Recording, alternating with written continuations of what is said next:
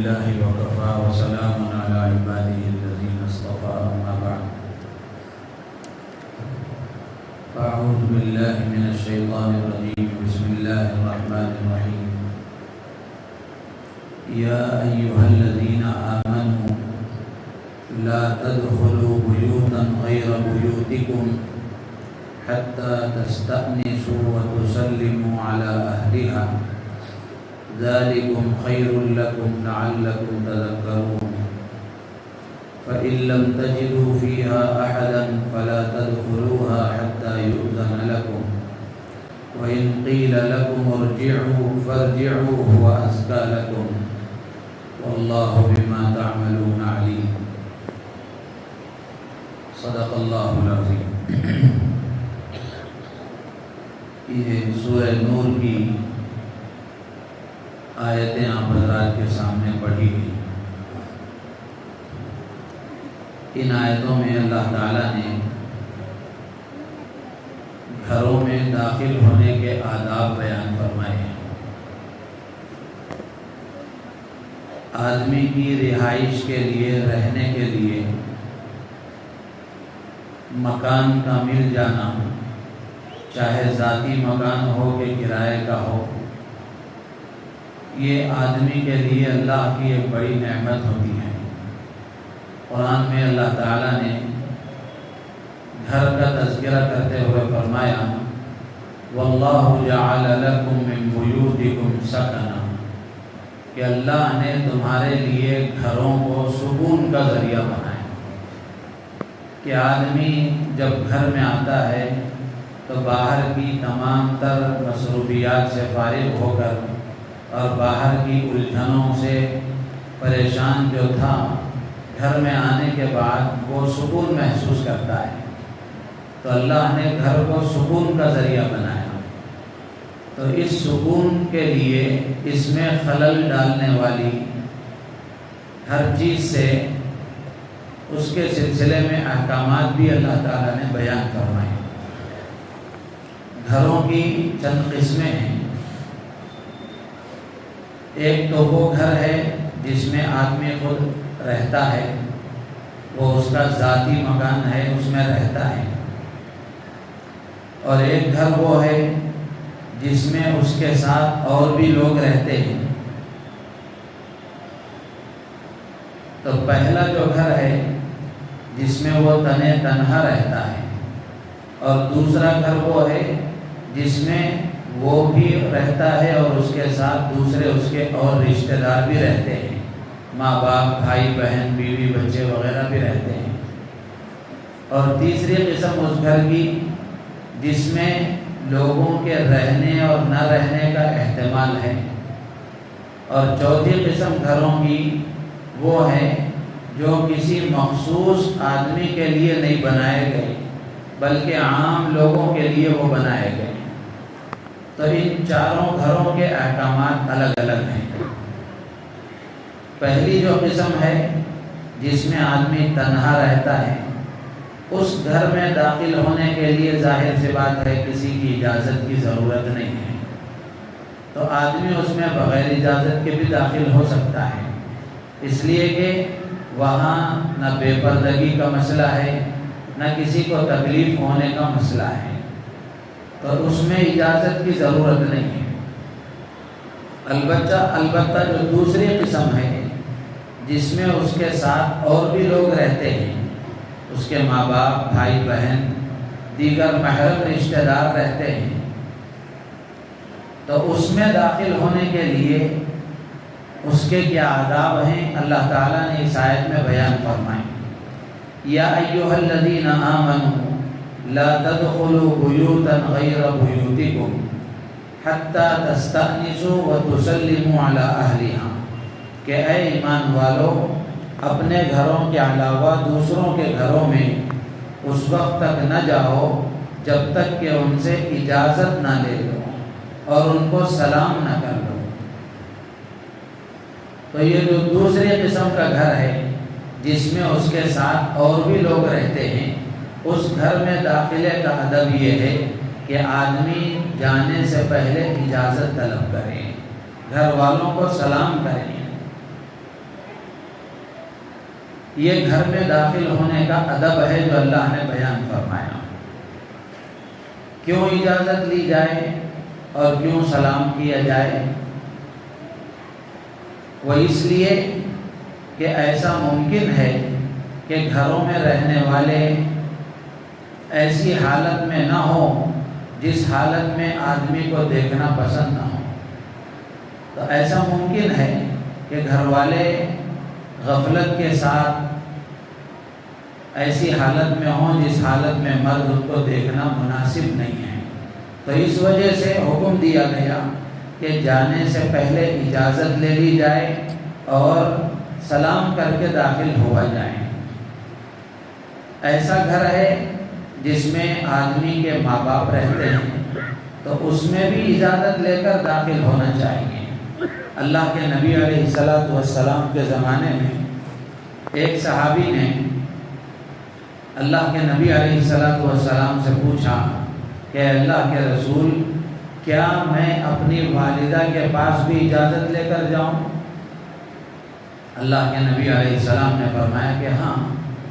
تو انہوں نے کہا کہ اللہ کے نبی، میں اپنی والدہ کے ساتھ ہی گھر میں رہتا ہوں۔ آپ نے فرمایا پھر بھی اجازت لے کر جاؤ۔ تو پھر وہ صاحب کہنے لگے کہ اللہ کے نبی، میں ہمیشہ اپنی والدہ کی خدمت میں ہی رہتا ہوں۔ تو اللہ کے نبی علیہ السلام کا لہجہ بدل گیا۔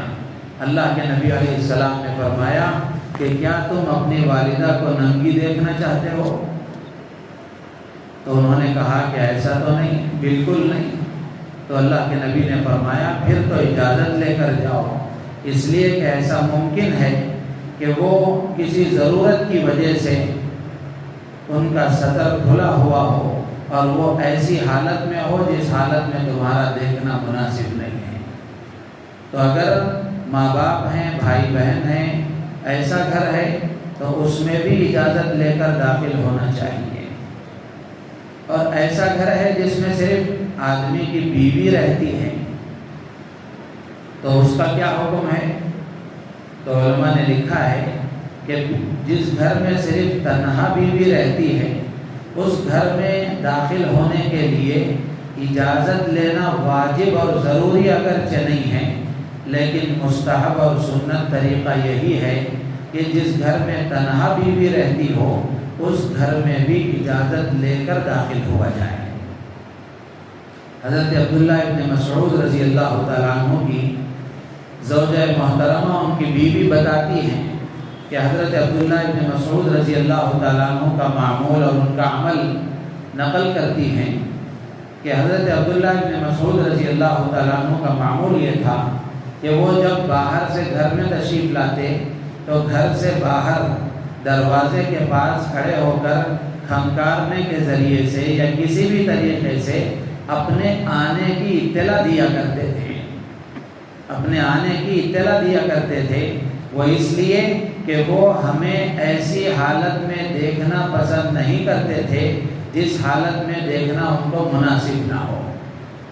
تو ظاہر سی بات ہے کہ جب آدمی اپنی آنے کی پہلے سے اطلاع دے دیتا ہے تو عورت سنبھل جاتی ہے، اپنے آپ کو تیار کر لیتی ہے۔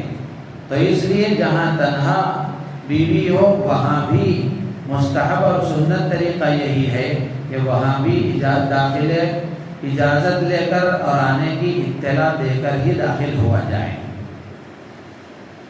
تو اس حکم میں اللہ تبارک و تعالیٰ نے ایمان والوں سے خطاب فرمایا ہے، یا ایھا الذین آمنوا، اے ایمان والو۔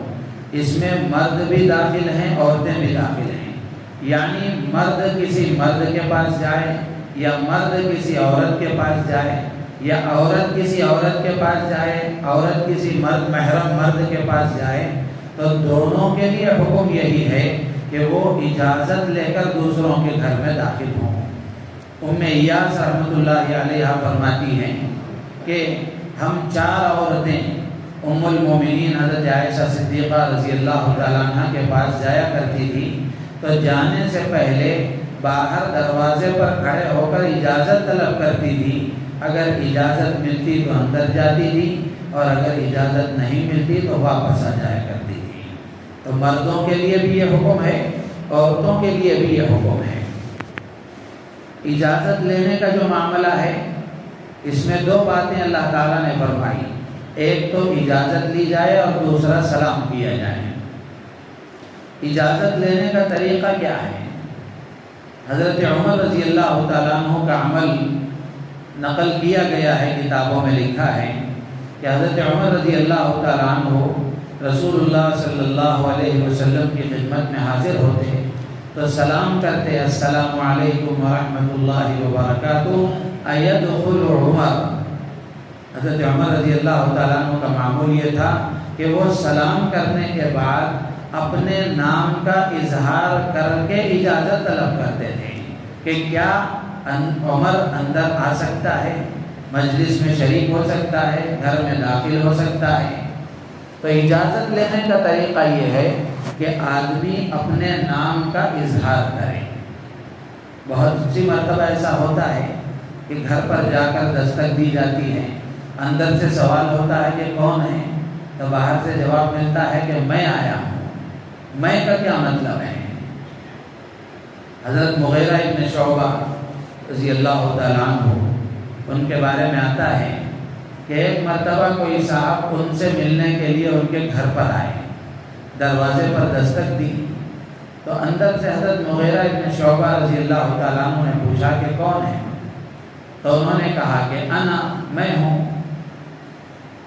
حضرت مغیرہ ابن شعبہ رضی اللہ تعالیٰ عنہ نے فرمایا کہ ہمارے جان پہچان کے لوگوں میں، ہمارے دوستوں میں انا اور میں نام کا کوئی آدمی نہیں ہے، لہذا میں آپ کو نہیں پہچانتا، آپ جائیے۔ پھر اس کے بعد حضرت مغیرہ ابن شعبہ رضی اللہ تعالیٰ عنہ دروازہ کھول کر باہر تشریف لائے اور باہر آ کر اس آدمی کو ایک حدیث انہوں نے سنائی۔ اللہ کے نبی علیہ السلام کے زمانے میں بھی ایسا واقعہ پیش آیا۔ جلیل القدر صحابی ہیں حضرت جابر بن عبداللہ رضی اللہ تعالیٰ عنہ۔ ایک مرتبہ وہ رسول اللہ صلی اللہ علیہ وسلم کی خدمت میں حاضر ہوئے، انہوں نے دروازے پر دستک دی۔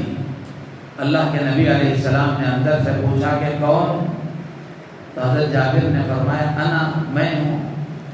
اللہ کے نبی علیہ السلام نے تنبیہ کرتے ہوئے، ان کو ڈانٹتے ہوئے فرمایا کہ انا، میں کیا چیز ہے؟ میں سے کسی کی کوئی پہچان تھوڑی ہوتی ہے، آدمی کو اپنا نام بتانا چاہیے۔ تو اس لیے اجازت لینے کا طریقہ یہ ہے کہ آدمی سلام کرے اور اپنے نام کا اظہار کرے، ورنہ اندر والے کو تکلیف ہوتی ہے کہ کون آیا ہے، کیا ہے۔ تو یہ اجازت لینے کا طریقہ ہے۔ اور یہاں جو سلام کہا گیا ہے کہ اجازت لی جائے اور سلام کیا جائے، یہ اجازت والا سلام ہے، سلام استئذان ہے۔ مثال کے طور پر کسی گھر پر گئے تو گھر پر جانے کے بعد دستک دی، اندر سے آواز آئی تو آپ نے سلام کر کے اندر آنے کی اجازت طلب کی۔ تو جب اندر آنے کی اجازت مل گئی تو جب اندر آپ جائیں گے تو اندر جانے کے بعد دوبارہ سلام کرنا چاہیے، اس لیے کہ پہلا جو سلام ہوا ہے وہ اجازت والا سلام ہے اور دوبارہ جو سلام ہے وہ ملاقات والا سلام ہے۔ تو یہ گھروں میں داخلے کے آداب ہیں، اس کا لحاظ رکھنا چاہیے، اس سے بے پردگی سے حفاظت ہوتی ہے اور بے حیائی سے آدمی بچتا ہے۔ اس سے پہلے اللہ تعالیٰ نے زنا اور تہمت زنا اور بے حیائی کے احکامات بیان فرمائے، اس کے متصل بات یہ گھروں میں داخلے کے آداب اللہ بیان فرما رہے ہیں۔ تو علماء نے لکھا ہے کہ یہ اجازت لینے کے سلسلے کی جو بات کہی جا رہی ہے اس کی ایک بڑی حکمت یہ ہے کہ آدمی بے حیائی سے بچ جاتا ہے۔ بغیر اجازت کے گھر میں اگر داخل ہو گیا تو نامحرم پر نظر پڑنے کا اندیشہ ہے، نظر پڑ جائے پھر اس کے بعد آدمی کی طبیعت غلط چیزوں کی طرف چل جائے، گناہ میں ملوث ہونے کا اندیشہ ہے۔ تو اس لیے اجازت لینے کی تاکید کی گئی، اس کا حکم دیا گیا۔ اور اسی طرح اجازت لینے میں ایک حکمت یہ بھی ہے کہ جو آدمی ملاقات کے لیے جا رہا ہے پہلے سے اگر وہ اجازت لے لے گا تو جب اجازت لینے کے بعد اس سے ملاقات کرے گا تو جس سے ملاقات کی جا رہی ہے اس کے اندر ایک قسم کی بشاشت بھی رہے گی، اور یہ آدمی جو مطالبہ لے کر گیا ہے، جو ضرورت لے کر گیا ہے، اس کی ضرورت کے پورا ہونے کا امکان بھی باقی رہتا ہے۔ اور اسی طریقے سے اجازت لینے کی بات اس لیے بھی کہی گئی ہے، اس میں حکمت یہ بھی ہے کہ آدمی اپنے گھر میں تنہا رہتا ہے، بعض اوقات ایسے کاموں میں مشغول رہتا ہے کہ ان کاموں کو دوسروں کو دکھانا مقصود نہیں ہوتا، دوسروں سے چھپانا مقصود ہوتا ہے۔ اگر آدمی بغیر اجازت کے اندر داخل ہو گیا تو وہ کام دوسروں کے سامنے آ جائیں گے۔ تو اس لیے حکمت یہی ہے کہ آدمی اجازت لے کر داخل ہو جائے، اور جب اجازت لی جائے تو اجازت لینے کے بعد 3 مرتبہ دستک دی جائے۔ اگر 3 مرتبہ دستک دینے کے بعد اندر سے آواز نہ آئے تو پھر آدمی کو واپس لوٹ جانا چاہیے۔ اس کا مطلب یہ ہے کہ اندر رہنے والا یا تو اس نے اس کی آواز نہیں سنی، یا آواز تو اس نے سنی ہے لیکن وہ اس حالت میں نہیں ہے کہ وہ آپ سے بات کر سکے، وہ اس حالت میں نہیں ہے کہ آپ سے ملاقات کر سکے۔ تو یہ شرافت کا تقاضا یہ ہے کہ آدمی پیچھے نہ پڑ جائے بلکہ واپس ہو جائے۔ اللہ کے نبی نے فرمایا کہ جب کسی سے ملاقات کے لیے جاؤ تو 3 مرتبہ اجازت طلب کرو، اگر اجازت مل جائے تو ٹھیک ہے ورنہ واپس ہو جاؤ۔ یہ واپس ہونا اللہ تعالیٰ فرماتے ہیں کہ ہوا ازکا لکم، یہ تمہارے لیے بہتر ہے۔ وہیں بیٹھے رہنا یا بار بار دستک دیتے رہنا، خامخواہ اندر والے کو پریشان کرنا، یہ مسلمان کی شان نہیں ہے۔ بعض سلف صالحین کے بارے میں آتا ہے کہ وہ کہتے ہیں کہ زندگی بھر میری یہ تمنا رہی کہ میں کسی کے گھر جاؤں اور اس سے اجازت طلب کروں، اور اندر سے یہ جواب آئے کہ اس وقت میں ملاقات نہیں ہو سکتی، آپ واپس چلے جائیں۔ اندر سے یہ آواز آئے تو میری زندگی بھر یہ تمنا رہی کہ میں کسی سے ملاقات کے لیے جاؤں اور اندر سے یہ آواز آئے تو میں یہ آواز سن کر واپس ہو جاؤں، تاکہ اللہ کے ایک حکم کی تعمیل کا ثواب مجھے مل جائے، اللہ کے ایک حکم پر عمل کرنے کا ثواب مجھے مل جائے۔ لیکن اتفاق ایسا زندگی بھر کبھی نہیں ہوا۔ تو اگر اجازت نہ ملے تو آدمی کو واپس ہو جانا چاہیے۔ تو یہ گھروں میں داخلے کے آداب ہیں۔ اسی طریقے سے اس کے آگے اللہ تعالیٰ نے ایمان والے مردوں سے فرمایا قُلْ لِلْمُؤْمِنِينَ يَغُضُّوا مِنْ أَبْصَارِهِمْ وَيَحْفَظُوا فُرُوجَهُمْ کہ نبی جی ایمان والوں سے کہہ دیجئے کہ وہ اپنی نگاہوں کو نیچے رکھیں، اپنی شرمگاہوں کی حفاظت کریں، ذَلِكَ أَزْكَىٰ لَهُمْ، یہ ان کے لیے بہتر ہے۔ اس میں پردے کا حکم دیا گیا ہے۔ میں ایک بات عرض کر کے صرف اپنی بات ختم کروں گا کہ پردے کے معاملے میں عورتیں بطور خاص یہ بات سنیں، پردے کے معاملے میں عورتیں یہ سمجھتی ہیں کہ پردے کا حکم صرف مردوں کے لیے ہے، یعنی مردوں کو چاہیے کہ کوئی عورت نظر آئے تو اپنی نگاہ نیچے کر لیں، نامحرم پر نظر نہ ڈالیں، عورتیں سب کو دیکھتی رہیں۔ ایسا نہیں ہے۔ قرآن میں اللہ تعالیٰ نے جہاں مردوں کو حکم دیا ہے پردہ کرنے کا، نگاہوں کو نیچے کرنے کا، وہیں عورتوں کو بھی حکم دیا ہے۔ عورتوں کو بھی چاہیے کہ اگر کوئی اجنبی مرد سامنے آ جائے تو فوراً نگاہ نیچے کر لے اور پردہ کر لے، ورنہ عموماً اچھے خاصے دیندار عورتوں میں بھی یہ دیکھا گیا ہے کہ مرد حضرات کے سلسلے میں تو وہ اس گمان میں رہتی ہیں کہ مردوں کو تو پردہ کرنا چاہیے، عورتیں سب کو دیکھتی رہیں، کوئی حرج نہیں۔ ایسا نہیں ہے۔ مردوں کو بھی احتیاط کرنا چاہیے اور پردے کا لحاظ رکھنا چاہیے، نامحرم پر نظر ڈالنے سے احتیاط کرنا چاہیے، اجتناب کرنا چاہیے، بچنا چاہیے۔ وہیں عورتوں کی بھی ذمہ داری ہے کہ عورتیں بھی کوئی اجنبی مرد آئے یا نامحرم مرد رشتہ دار گھر میں آ جائے تو ایسے وقت میں بھی وہ خود بھی پردے کا اہتمام کریں۔ اللہ تعالیٰ سے دعا ہے اللہ تعالیٰ ہم سب کو ان باتوں پر عمل کی توفیق عطا فرمائے۔ سبحان اللہ و بحمدہ، سبحان اللہ و بحمدہ، اشہد ان لا الہ الا انت، استغفرک۔